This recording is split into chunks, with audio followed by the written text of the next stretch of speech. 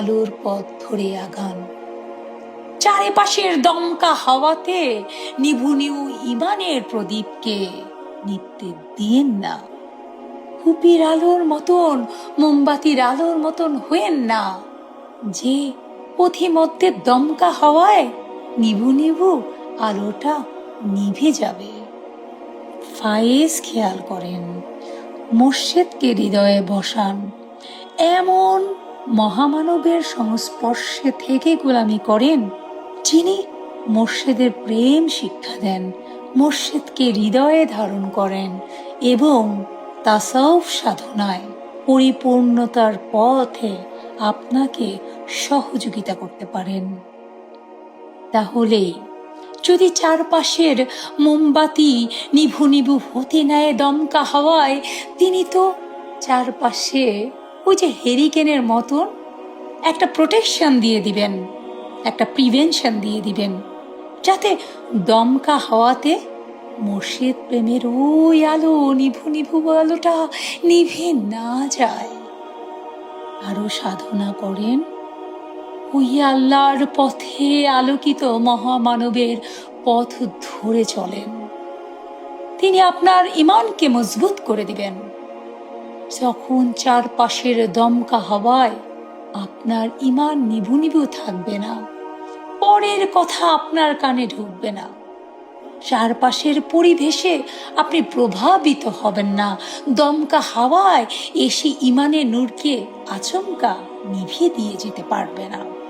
কারণ আপনি কি দেখেন না আপনার চারিপাশে কে পরিবেষ্টন করে আছেন? এ কোন মহাশক্তি, যিনি আপনার হৃদয়ে ওই নিভু নিভু আলোটাকে প্রজ্বলিত রেখেছেন। তার ভালোবাসায়, তার বিশ্বাসে আপনার চারিপাশে প্রোটেকশন দিয়ে রেখেছেন। কোনো দমকা হওয়া, কোনো ফিতনা তার হৃদয়ে প্রবেশ করতে পারে না। তারই তো হাত ধরে আত্মা পৌঁছে যায় প্রভুর সান্নিধ্যে। আর যে মোর্শেদকে ধারণ করেনি, সে তো আলো লেখা ওই কাগজের মতন। কাগজের মধ্যে যদি লেখেন আলো, কাগজের মধ্যে যদি লেখেন আগুন, তা যদি তরি তরকারি মাছ মাংসর চুলা নিচে আগুন লিখে যদি মাছ মাংস তরি তরকারি হাঁড়িতে বসিয়ে দেন আর ঘড়ি ধরে অপেক্ষা করতে থাকেন, আমি যে আগুন লিখেছি, এই লেখা আগুনেই আমার মাছ মাংস রান্না হয়ে যাচ্ছে, সম্ভব নয়। কাগজে আগুন লেখলে ওই আগুনের ক্ষমতা নেই মাছ মাংস কিংবা তরি তরকারিকে আপনার রান্নার উপযোগী সুস্বাদু করে তোলে। যদি আগুন লিখলেই আগুন হয় না, আগুনের রং, আগুনের আসলিয়াত, আগুনের রূপ, আগুনের বৈশিষ্ট্য ধারণ করতে হয়। কাগজে আগুন লিখলে তা কিন্তু উত্তাপ দেওয়ার ক্ষমতা রাখে না। আগুন লিখা আর আগুন এক নয়। যিনি মোর্শেদকে হৃদয়ে ধারণ করেছেন, ওই হৃদয়ে স্বয়ং রাহমাত আলীল আলামিন দয়া করে তার নূর তাজাল্লা নিয়ে হাজির হন। এই কারণে আল্লাহ বলেছেন, কোনো বান্দা নফল ইবাদত করতে করতে আমার এত সন্নিকটে চলে আসে যে আমি তাকে ভালোবাসতে বাসতে তার জবান হয়ে যাই, যে জবান দিয়ে সে কথা বলে। আমি ভালোবাসতে বাসতে তার চোখ হয়ে যাই, যে চোখ দিয়ে সে দেখে। আমি ওই বান্দার হাত হয়ে যাই, যে হাত দিয়ে সে ধারণ করে। আমি ওই বান্দার পা হয়ে যাই, যে পা দিয়ে সে বিচরণ করে। আর যে মোর্শেদকে ধারণ করেনি, তিনি তো আগুন লেখা কাগজকে ধারণ করারই শামিল। সুতরাং আপনারা মোর্শেদকে হৃদয়ে ধারণ করুন, তার ভালোবাসায় আত্মাকে গলিয়ে দিন। যেমন মোমে আগুন ধরালে মোমের কোনো সাধ্য নাই সে জমাট বেঁধে থাকতে পারে, সে গলতে বাধ্য। বিশ্বাস করেন, আপনার হৃদয়ে মোর্শেদকে বসান, মুর্শিদের ওই প্রজ্বলিত প্রদীপ যখন হৃদয়ে থাকবে, আপনার পাপ থাকতে পারে না, আপনার দুঃখ থাকতে পারে না, আপনার কষ্ট থাকতে পারে না, আপনার হৃদয়ে হাহাকার শূন্যতা থাকতে পারে না। কারণ আলো জ্বালালে অন্ধকার তো থাকতে পারে না। তাই হৃদয়ে মুর্শিদকে বসান। মুর্শিদ আলো, নূর আলা নূর। তাকে হৃদয়ে ধারণ করুন, তাকে হৃদয় সলিতায় বসান। তখনই দেখবেন আপনার পাপগুলো কি করে গলতে গলতে নিঃশেষ হয়ে যাচ্ছে।